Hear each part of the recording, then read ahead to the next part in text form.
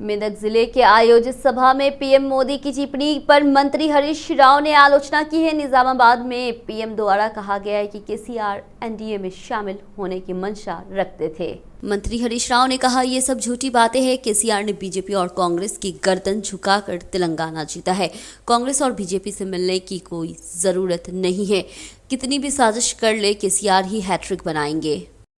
दक्षिण मध्य रेलवे के महाप्रबंधक अरुण कुमार जैन की अध्यक्षता में रेलवे ऑफिसर क्लब सिकंदराबाद में 75वीं जोनल रेलवे उपभोक्ता सलाहकार समिति की बैठक आयोजित की गई। अरुण कुमार जैन ने कहा, दक्षिण मध्य रेलवे विभिन्न खंडों में असाधारण प्रदर्शन कर रहा है और यह भारत में सबसे अच्छा प्रदर्शन करने वाली रेलवे है। जोन रेल यात्री और माल ढुलाई दोनों क्षेत्रों में ग्राहकों की जरूरतों को पूरा करने के लिए लगातार रेल सेवाएं प्रदान करेगा। Railway services for the betterment of our railway users. The zone has been continuously fine-tuning its rail services as per the demands of rail passengers, which has contributed South Central Railway recording its best ever gross originating revenue of 9,570 crores in the first half of the current fiscal year. While 135 millions of originating passengers transportation needs was met, 66.75 million tons of originating freight was also carried during the first half of the current financial year. In fact, I am happy to share with this August gathering that within a short span of 9 months, 4 pairs of Vande Bharat Express trains were introduced, connecting Telangana, Andhra Pradesh, Karnataka and Tamil Nadu states. With respect to the safety and security of the passengers, South Central Railway gives highest priority. As part of safety initiatives, South Central Railway has deployed Kavach. This is the indigenously developed train collision advance system. This Kavach is almost deployed by 1,500 route kilometers in South Central Railway up to September 2023. सांसद असदुद्दीन ओवैसी ने याकुतपुरा विधानसभा क्षेत्र का दौरा किया। उन्होंने डीबरपुरा और Mughalpura ward में करोड़ों रुपए के विकास कार्य शुरू कराए। असदुद्दीन ओवैसी ने कहा है, सीएम केसीआर के नेतृत्व में तेलंगाना में अल्पसंख्यकों के लिए चीजें अच्छी होगी। डीबरपुरा और मुगलपुरा में कई समस्याओं का समाधान किया जाएगा।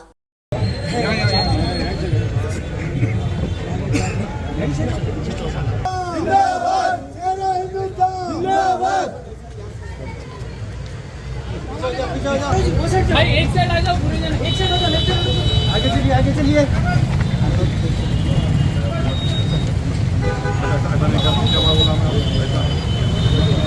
आप है वो मालूम मेरे को।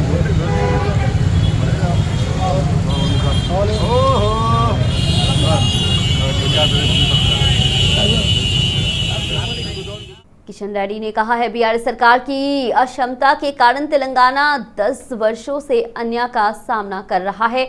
उन्होंने कहा है, जनसंख्या के आधार पर आरक्षण नहीं देकर आदिवासी के साथ अन्याय किया जा रहा है। उन्होंने कहा है, राज्य सरकार ने आदिवासी विश्वविद्यालयों के लिए भूमि अधिग्रहण के मामले में अब तक निर्णय नहीं लिया है। जनजातीय विश्वविद्यालय को अभी भी 50 एकड़ जमीन की मंजूरी चाहिए। आंध्र प्रदेश में विश्वविद्यालय स्वीकृति फंड भी मंजूर कर दिया गया है। ये शर्म की बात है कि बीआरएस सरकार उन पर आरोप लगाती है और अन्वेषण के रूप में उनकी आलोचना करती है। वहीं किशन रेड्डी ने कहा, अब तक केंद्र ने आदिवासी भूमि अधिग्रहण से संबंधित भूमि की पहचान करने के लिए राज्य को 9 बार पत्र लिखा। उन्होंने याद दिलाया कि हालांकि राज्य सरकार ने सहयोग नहीं किया, लेकिन केंद्र सरकार ने मुलुगुलु में एक आदिवासी विश्वविद्यालय स्थापित करने का फैसला किया। राज्यपाल तमिलिसाई ने कहा, कई संघर्षों के बाद तेलंगाना का गठन हुआ और उन्होंने रेड क्रॉस प्रतिनिधियों को राज्य के विकास और लोगों के कल्याण के लिए एक काम करने का निर्देश दिया है। राज्यपाल ने राजभवन में राज्य के 33 जिलों में रेड क्रॉस के प्रतिनिधियों के साथ बैठक की। राज्यपाल ने रेड क्रॉस प्रतिनिधियों को राज्य में हर 50 किलोमीटर पे ब्लड बैंक स्थापित करने के लिए लक्ष्य की दिशा में काम करने का निर्देश दिया। जल्द ही रेड क्रॉस में नए सदस्यों को सदस्यता दी जाएगी और 20,000 लोगों को सदस्य के रूप में जोड़ने का लक्ष्य है। राज्यपाल तमिलिसाई ने गैर सरकारी संगठनों और आधारमत संगठनों से रेड क्रॉस कार्यक्रमों में भाग लेने और संगठन की गतिविधियों को व्यापक रूप से लोगों तक ले जाने के लिए कहा है। वहीं रेड क्रॉस के चेयरमैन अजय मिश्रा ने कहा कि रेड क्रॉस के तत्वावधान में वर्तमान में राज्य में 8 ब्लड बैंक है और हम हर जिले में एक ब्लड बैंक स्थापित करने में दिशा में काम कर रहे हैं। जल्दी हैदराबाद, रंगारेड्डी और नागर कर्नूल जिलों में नए केंद्र खोले जाएंगे। 50 kilometer blood bank means definitely people will be very confident. There won't be any loss of life or want of blood. CPR, this is this year we have taken before celebrating the next Liberation Day. Each and every one in the state of Telangana should be trained in CPR because it is a life-saving technique. And even when you approach the schools also it can be conducted. So really, I am really very happy because all our activities are documented here. And Telangana is a state born with great struggle. So next to our independence struggle, the sacrifice of our martyrs. Really, this is the state which needs more care and support. So whatever may be the energy we have, we will spend for the development of the state. We will support the people of the state. We will support the marginalized people of the state so that our contribution, it may be a small contribution, that will help the children, will help the youngsters to come up in their life. So this is our duty. राजनीतिक दलों द्वारा समय और परिस्थिति के अनुरूप रणनीति बनाना स्वाभाविक है और प्रधानमंत्री नरेंद्र मोदी के नेतृत्व की भारतीय जनता पार्टी इस संबंध में 2 कदम आगे बढ़ चुकी है। विधायकों में महिलाओं के लिए 33% आरक्षण प्रदान करने के उद्देश्य में एक विधेयक पर भी इसी तरह का ध्यान आकर्षित किया गया।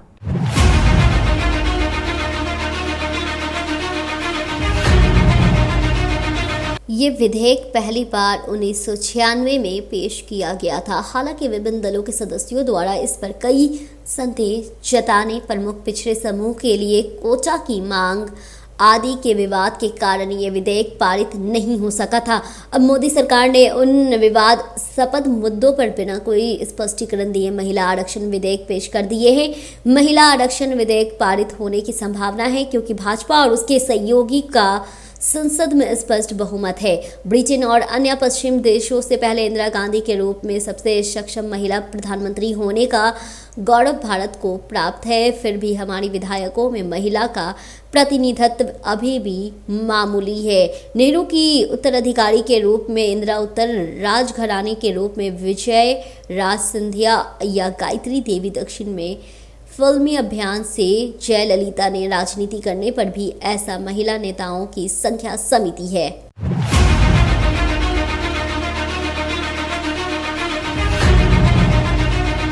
राजनीति में महिलाएं के प्रवेश पारिवारिक पृष्ठभूमि अहम भूमिका निभाती है।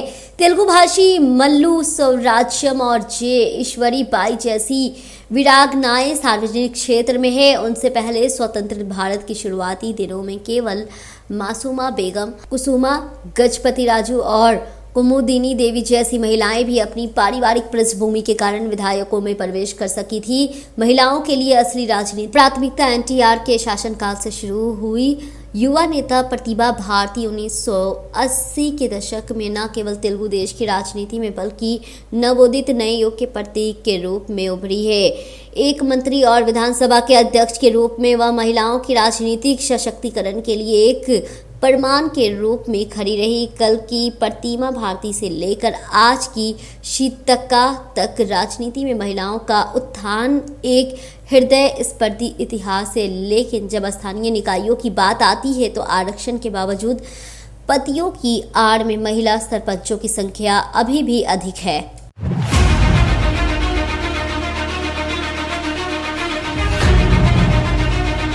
अपने पतियों की मृत्यु के बाद असाधारण रूप से सरपंच चुनी गई महिलाओं से लेकर आज राष्ट्रीय स्तर की नेता के रूप में भी उभरने तक महिला का राजनीतिक सशक्तिकरण वस्त में एक क्रांति बदलाव है। सरकारी नौकरियों में महिला एक समय चिकित्सा, स्वास्थ्य और शिक्षा क्षेत्रों तक ही सीमित थी। जिला कलेक्टर के रूप में महत्वपूर्ण जिम्मेदारियां संभालने वाली आईएएस अधिकारी आशा मूर्ति को देखकर साथ ही अधिकारी आश्चर्यचकित रह गए हैं और आज महिला सरकारी तंत्र में पुरुषों की तुलना में अधिक प्रभावी ढंग से अपने कर्तव्यों का पालन कर रही है।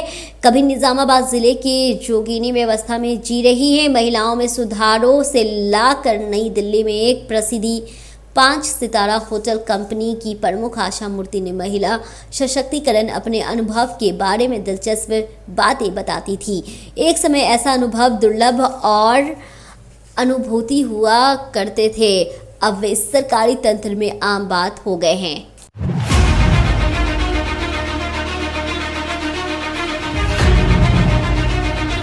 देश की छवि को निखारने के महत्वपूर्ण विदेश मंत्रालय ने काम करने वाली महिलाओं को शादी के बाद काम करने की राजनीति सेवा नियम अनुमति नहीं देते हैं। चुनौती देते हैं कि पहले भारतीय महिला राजकीय मुतम्मा ने न केवल सुप्रीम कोर्ट का दरवाजा खटखटाया बल्कि राजदूत के रूप में भी काम किया है। ऐसे अतीत सा वीना राव, पद्मा झा और कई अन्य महिला विदेशों में अपनी कूटनीतिक प्रतिभा दिखा रही है और देश के हितों में योगदान दे रही है। अन्य अखिल भारतीय सेवाओं में भी महिलाएं आगे हैं।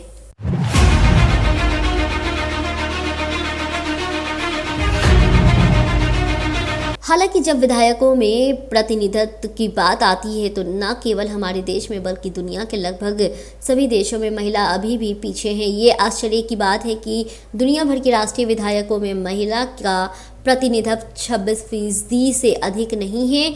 एक और कड़वी सच्चाई ये है कि महिलाओं पर सख्त पाबंदियों के लिए जाने जाने वाले पारंपरिक इस्लामिक देशों और प्रगतिशील पश्चिमी देशों के बीच ज्यादा अंतर नहीं है।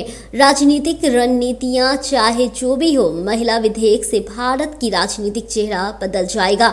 इसके अलावा ये कहना कोई अतिशयोक्ति नहीं होगी कि ये अंतर्राष्ट्रीय स्तर पर महिलाओं के विकास में एक मील का पत्थर है।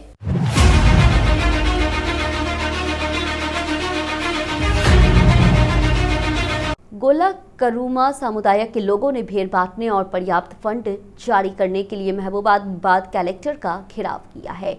वे जेएमपीएस के तत्वावधान में धरने पर बैठे इस कार्यक्रम में बड़ी संख्या में कुरुमा यादव शामिल हुए।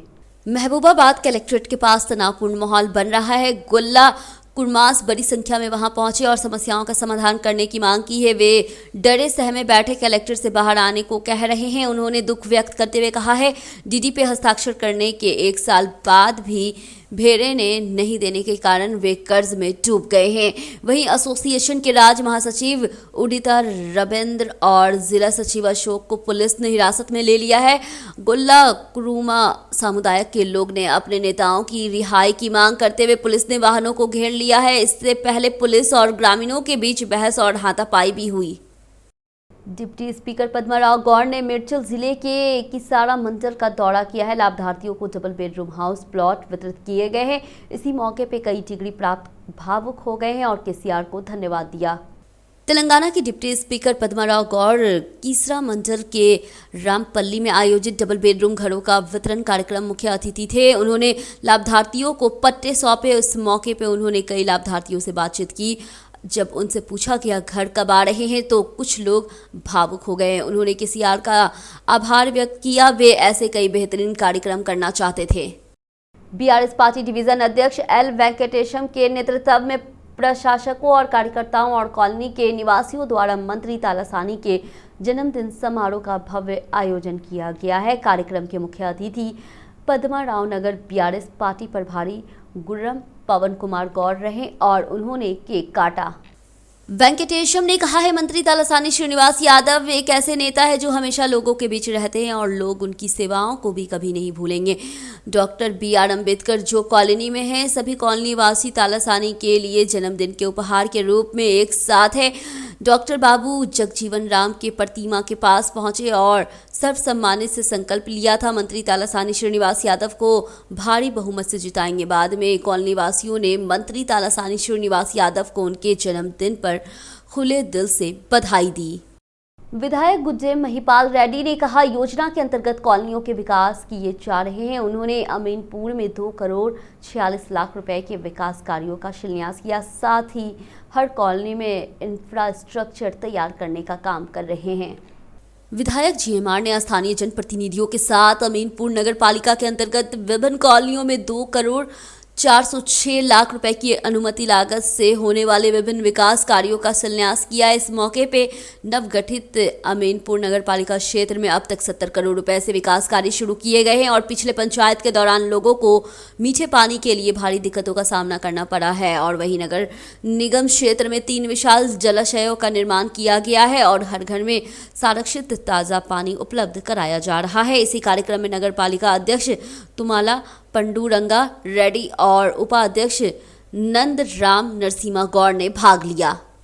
रंगा रेड्डी कलेक्टर के पास तनाव का माहौल है। रविराला में मदर डेयरी के उद्घाटन समारोह में शामिल होने के लिए केटीआर के सामने अपनी मांगे रखने आ रही आशा कार्यकर्ताओं को पुलिस ने रोक दिया, जिसके चलते आशा कार्यकर्ताओं ने वहां धरना प्रदर्शन किया। केटीआर की रविराला मदर डेयरी के उद्घाटन समारोह में आने की खबर पे आशा कार्यकर्ताओं बड़ी संख्या में वहां पहुंची है। जब वे मंत्री को अपनी मांगे बताने जा रहे हैं तो पुलिस ने उन्हें आके रोक दिया। इस पर पुलिस और आशा कार्यकर्ताओं के बीच बहस हो गई। पुलिस उन्हें गिरफ्तार कर थाने ले गई और कई महिलाओं ने अपने पीड़ा व्यक्त करते हुए कहा कि ये घृणा कार्य है कि जब शांतिपूर्वक अपनी समस्याएं बताने के लिए कलेक्ट्रेट आए थे तो पुलिस ने उन्हें गिरफ्तार कर लिया है। उन्होंने लंबित बिलों को जारी करने और न्यूनतम वेतन, ग्रेजुइटी, मातृत्व और अवकाश, बस पास और बीमा सुविधा प्रदान करने की मांग की।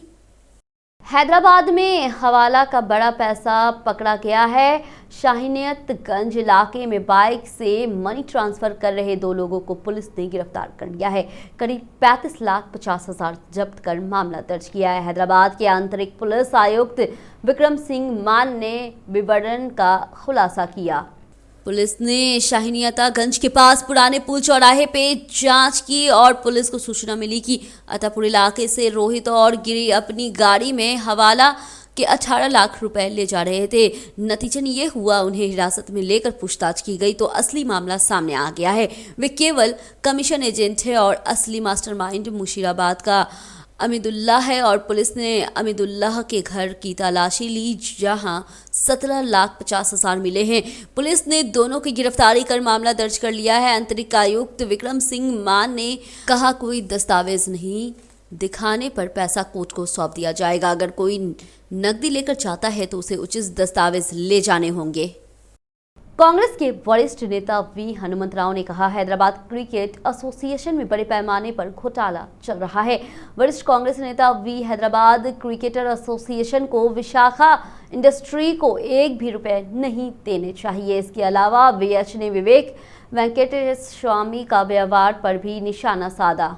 उन्होंने कहा, सेवानिवृत्त न्यायाधीश लाव नागेश्वर राव को सुप्रीम कोर्ट ने उन्हें क्रिकेट सेट करने के लिए नियुक्त किया है, लेकिन विशाखा को पैसे देने के लिए नहीं। अगर जिसे चाहा उसे करोड़ों रुपए दे दिए जाएंगे तो बच्चों का भविष्य क्या होगा। उन्होंने साफ कर दिया है कि वो विशाखापट्टनम की कंपनी को 1 रुपया भी नहीं देंगे। वीएच ने कहा, उस पैसे से तेलंगाना के वरांगल, नालगुंडा, महबूबनगर और खम्मम में स्टेडियम बनाया जा सकते हैं। मंत्री सविता इंदिरा रेड्डी ने हैदराबाद के कापड़ा सर्कल में डबल बेडरूम वाले घर बांटे। कई लाभार्थियों ने व्यक्तिगत रूप से पट्टे सौंपे। इसी कार्यक्रम में कई बीआरएस नेता और अधिकारी शामिल हुए। मंत्री सविता इंदिरा रेड्डी ने कापड़ा सर्कल के तहत मीरपेट हाउसिंग बोर्ड डिवीजन का दौरा किया है। उन्होंने उन डबल बेडरूम घरों को वितरित किया जो तेलंगाना सरकार गरीब लोगों के लिए बना रही है। कार्यक्रम में बड़ी संख्या में लाभार्थियों ने भाग लिया। उन्होंने कहा कि देश में कहीं और ऐसा योजना नहीं है।